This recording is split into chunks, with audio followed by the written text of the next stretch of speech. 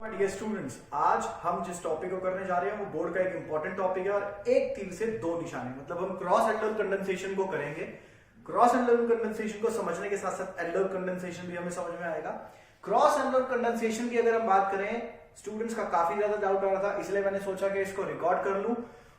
Cross Elder condensation के अंदर ethanol and propanol react करते हैं और एक रिएक्शन मिक्सचर मिलता है हमें 4 प्रोडक्ट्स का, जिसमें मैं आपको बताना चाहूंगा कि जो पहला प्रोडक्ट फॉर्म हो रहा है उसको अगर हम समझे तो पहला product self condensation of ethanol से बनता है, जिसमें मैंने इथेनॉल का फॉर्मूला पहले तो एज इट इज लिख दिया और यहां पे अब रोल रहेगा कार्बोनाइल कार्बन का और अल्फा हाइड्रोजन का। क्योंकि ये सेल्फ कंडेंसेशन है तो ये दोनों फॉर्मूले मैंने इथेनॉल के ही लिखे हैं, लेकिन आप देख रहे होंगे कि मैंने अल्फा हाइड्रोजन जो इथेनॉल का उसको अलग से लिख दिया है। क्यों? क्योंकि जब प्रोडक्ट फॉर्म होता है उसमें कार्बोनाइल कार्बन पहले वाले मॉलिक्यूल का, जो इथेनॉल का पहले वाले मॉलिक्यूल का कार्बोनाइल कार्बन होता है, उसका डबल बॉन्ड सिंगल बॉन्ड बन जाता है और ये अल्फा हाइड्रोजन उस पे आके अटैच हो जाता है। बाकी एज इट इज हम फॉर्मूले को लिख देंगे। ये हमारा पहला प्रोडक्ट फॉर्म हो चुका है। इसी तरह सेकंड फॉर्मूले को अगर हम देखें, जो सेकंड हमारा फॉर्मूला यहां पे बनता है मिक्सचर के अंदर, उसमें क्या रहेगा, सेल्फ कंडेंसेशन प्रोपेनॉल की होगी। और आप देख पा रहे होंगे मैंने यहाँ पे प्रोपेनॉल के फॉर्मूले को 2 बार लिख लिया है। देखने में थोड़ा सा अजीब लग रहा होगा कुछ स्टूडेंट्स को, बट यहाँ पे आप देख पा रहे होंगे formula is same, CH3 CH2 CHO CH3 CH2 CHO।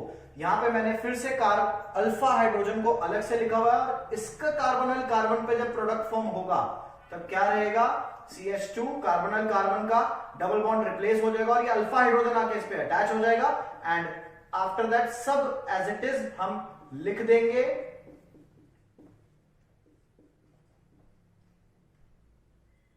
और हमारा सेकंड फॉर्मूला जो है वो क्रिएट हो चुका है। अब हम अगर थर्ड फॉर्मूला की बात करें जो मिक्सचर के अंदर हमें मिलता है, वो condensation between ethanol and propanol होगा। लेकिन थर्ड में मैंने क्या किया है, थर्ड में मैंने अल्फा हाइड्रोजन रिप्लेस कर रहा हूं प्रोपेनॉल का।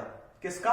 प्रोपेनॉल का। और इधर जो प्रोडक्ट फॉर्म होगा वो क्या फॉर्म होगा, रिप्लेस। ऑब्वियसली बात है, अल्फा हाइड्रोजन अगर मैं प्रोपेनॉल का ले रहा हूं तो इथेनॉल का कार्बोनाइल कार्बन का डबल बॉन्ड जो है O के साथ वो रिप्लेस होगा एंड उसकी जगह पे आके हाइड्रोजन अटैच होगा। कौन सा? अल्फा हाइड्रोजन ऑफ प्रोपेनॉल का। एंड बाकी एज इट इज हम लिख देंगे CH3 CH CHO। स्टूडेंट्स, अब हम बात करेंगे फोर्थ प्रोडक्ट की।